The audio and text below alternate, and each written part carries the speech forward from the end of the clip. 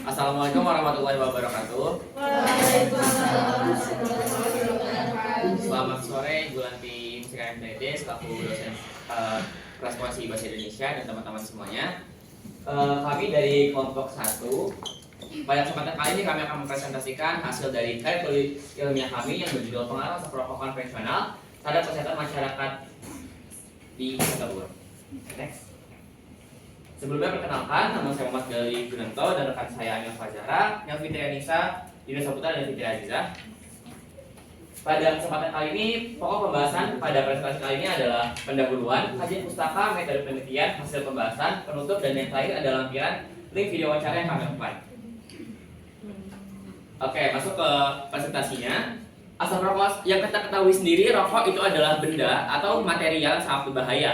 Asap rokok sendiri itu mengandung lebih dari 7.000 zat kimia dan termasuk 70 karsinogenik. Nah, perokok pasif atau orang yang tidak merokok tapi menghirup asap rokok itu berisiko tinggi memiliki riwayat penyakit jantung dan kanker paru-paru. Kelompok yang rentan terhadap asap rokok ini yaitu ada anak-anak dan ibu hamil. Untuk anak-anak sendiri itu rentan terkena penyakit pernafasan dan ibu hamil sendiri itu berisiko melahirkan bayi yang prematur.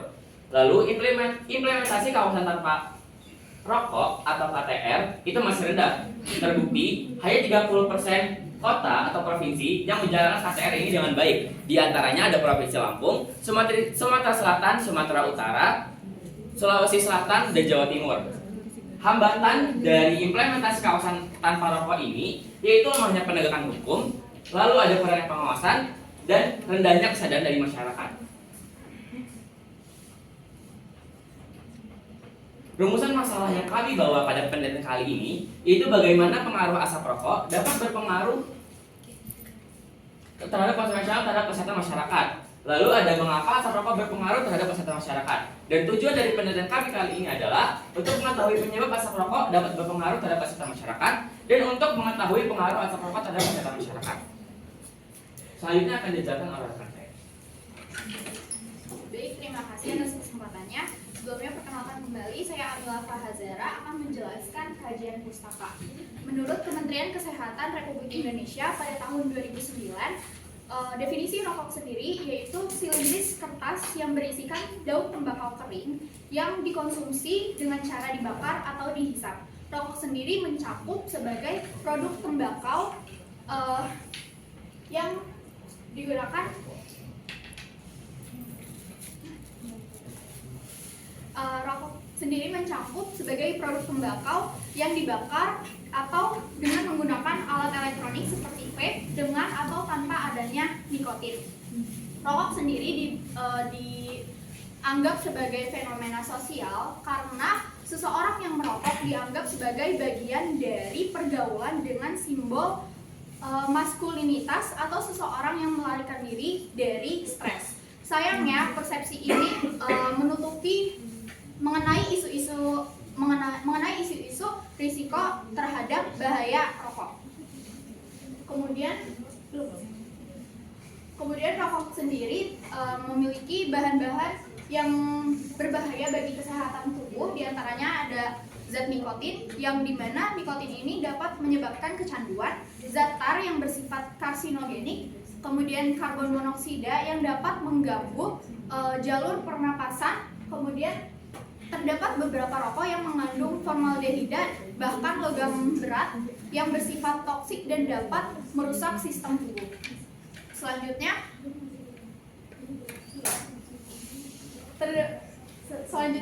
rokok sendiri secara umum terbagi dua jenis, yaitu rokok konvensional dan rokok elektrik. Rokok konvensional itu sendiri merupakan produk tembakau yang dikonsumsi dengan cara dibakar dan dihisap melalui filter. Bagian-bagian dari rokok itu terdiri dari batang rokok, kertas pembungkus, dan filter. Kemudian rokok elektrik yaitu alat penghisap nikotin elektronik dengan berisikan cairan dengan cara kerjanya yaitu memanaskan cairan liquid yang berisikan nikotin,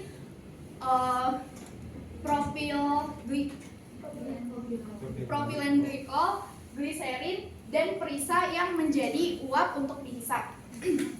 Komponen yang terdiri dari rokok elektrik ini yaitu ada baterai, kemudian atomizer atau pemanas, dan cartridge yaitu wadah untuk cairan nikotin itu sendiri.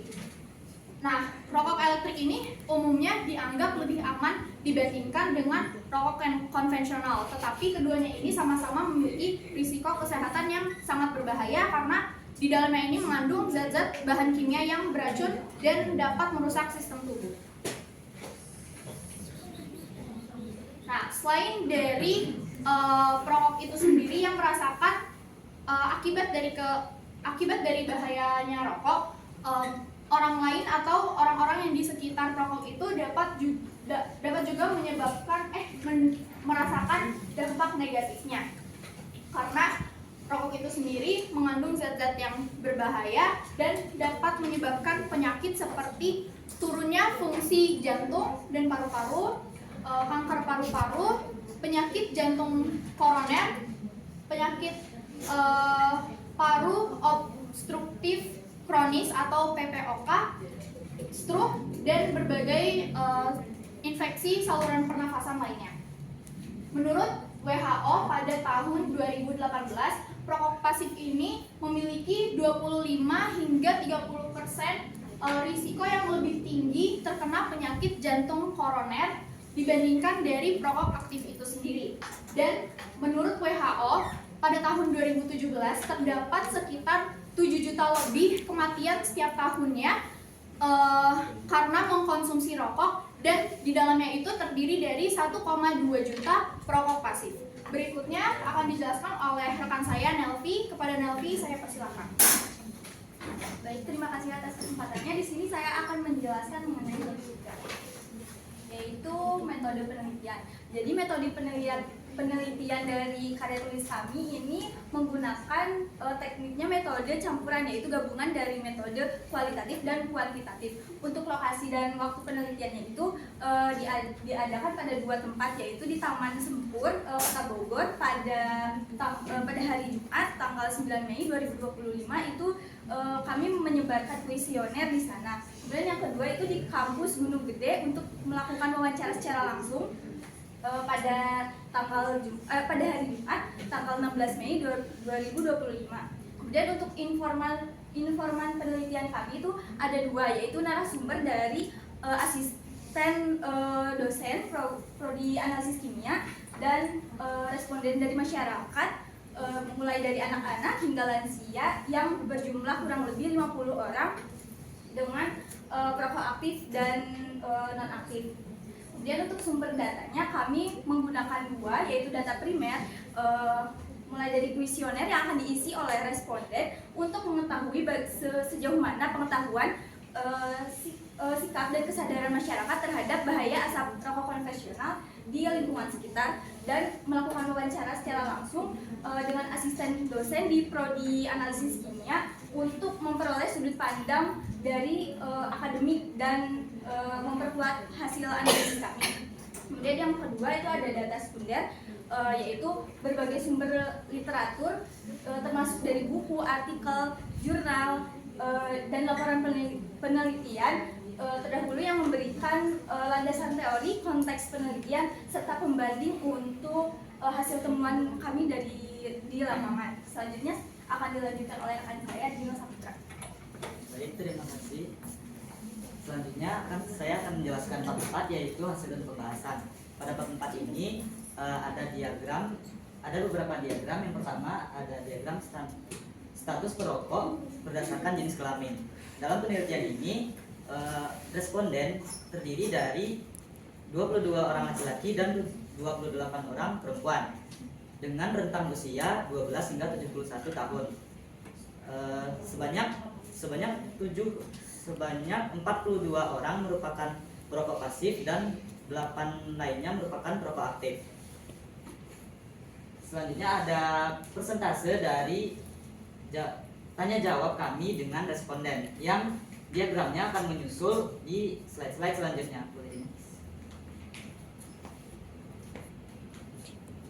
Sebelumnya kami menggunakan 2 metode dengan dengan kuesioner dan wawancara.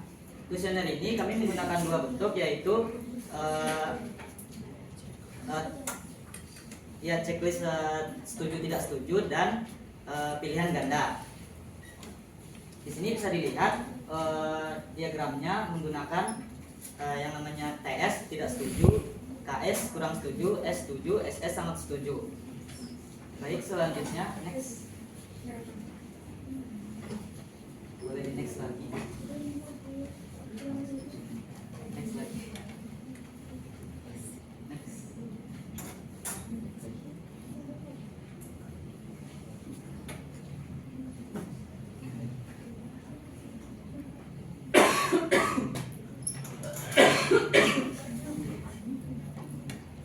Satu lagi.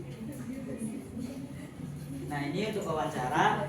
Di sini di wawancara ini terdapat beberapa inti bahasan. Yang pertama mengenai bagaimana hubungan kimia tersebut dengan rokok itu sendiri, dengan beberapa pembahasan bagaimana misalnya bagaimana bagaimana peran kimia tersebut dalam menganalisis atau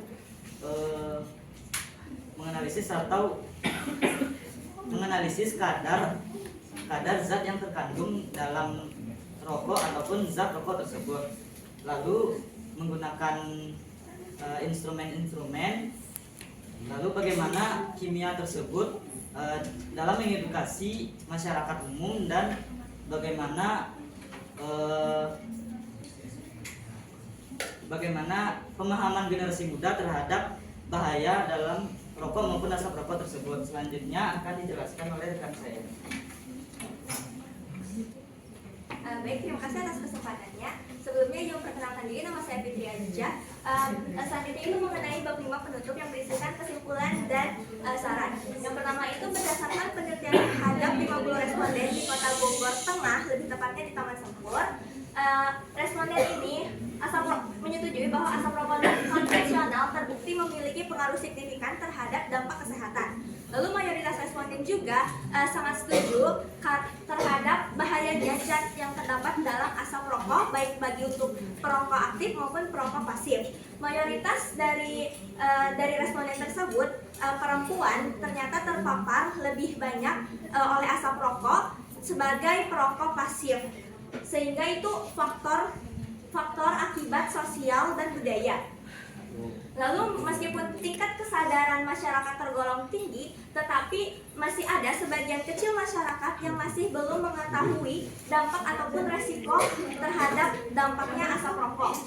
Lalu zat-zat yang dapat memicu penggangguan kesehatan, yaitu zat-zat seperti tar ataupun karbon monoksida, dapat mengganggu untuk kesehatan seperti kesehatan pernafasan, kardiovaskular ataupun kanker. Lalu selain membahayakan kesehatan, asap rokok juga dianggap sangat mengganggu kenyamanan di ruang publik. Selanjutnya ada saran. Yang pertama itu saran bagi pemerintah. Diharapkan pemerintah dapat untuk memperkuat kawasan tanpa rokok terhadap fasilitas umum seperti di pasar ataupun di sekolah. Lalu yang kedua, terhadap masyarakat diharapkan dapat untuk meningkatkan kesadaran akan bahaya asap rokok melalui edukasi di media sosial. Lalu yang ketiga, yaitu institusi pendidikan disarankan menjadi pelopor lingkungan bebas tanpa asap rokok dan mengintegrasikan pendidikan kesehatan dalam kurikuler. Lalu yang terakhir itu peneliti selanjutnya diharapkan memperluas cakupan wilayah, durasi penelitian dan variabel seperti penggunaan biomarker pernapasan atau analisis dampak ekonomi. Baik, selanjutnya ada lampiran yang mengenai video wawancara.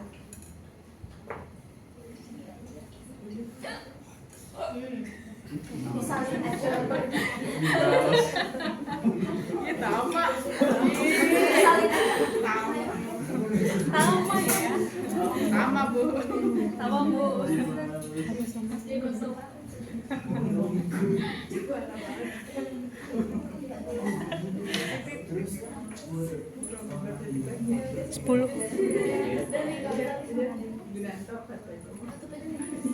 Baik, mungkin wawancara akan dilampirkan di Google Drive yang akan kami siapkan kepada Ibu Lenti. Terima kasih. Saya kembali.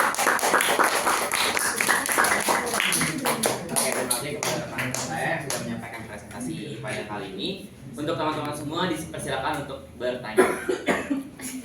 Ya, silakan.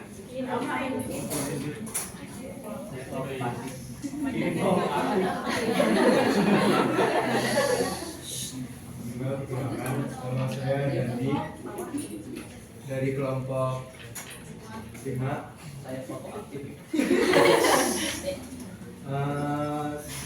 Sebetulnya kan mungkin banyak orang yang ingin berhenti merokok, tapi yang saya ketahui banyak juga orang-orang tuh misalnya nih mau berhenti ngerokok, mereka itu baru 3 hari aja udah sakau dan mereka udah yang saya tahu mereka tuh kayak kebutuhan banget sama nikotin gitu loh. Nah, dari yang saya tahu tuh kalau masalah tubuh kita, kalau misalnya kehilangan yang biasanya masuk ke dalam tubuh itu bisa kaget. Nah, itu kan tadi kan ada ekstrakurikuler. Nah, itu maksudnya gimana sih iniannya? Contohnya gimana biar bisa orang-orang itu bisa berhenti merokok, mungkin jadi nge-vape. Baik, terima kasih atas pertanyaannya. Untuk ekstrakurikuler itu dari bagi pendidikan ya, institusi pendidikan seperti sekolah misalnya SMA bisa mendirikan ekstrakurikuler yang emang program kerjanya itu untuk menyebarkan atau mengedukasi kepada masyarakat mengenai dampak dari asap rokok ataupun tentang kesehatan. Lalu di situ pun kami harapkan di ekstrakurikuler tersebut dapat menambahkan seperti program kerja yang memang khusus gitu untuk menelaah memang di rokok itu ada apa aja dan menyebarluaskan kepada masyarakat bahwa rokok itu dampaknya seperti apa dan kenapa menyebabkan kecanduannya itu seperti apa. Dan di situ itu untuk mengedukasi masyarakat lebih tinggi agar mencegah lebih dini seperti anak-anak untuk mencoba hal-hal seperti rokok, termasuk untuk mempengaruhi keluarganya untuk mencegah anak-anaknya dapat mencoba hal-hal seperti itu. Juga mau nambahin ya, untuk mengurangi kecanduan itu mungkin kita bisa makan permen atau apa ya, minum teh atau apapun yang bisa mengurangi kecanduan kita buat ngerokok. Selamat malam wajib.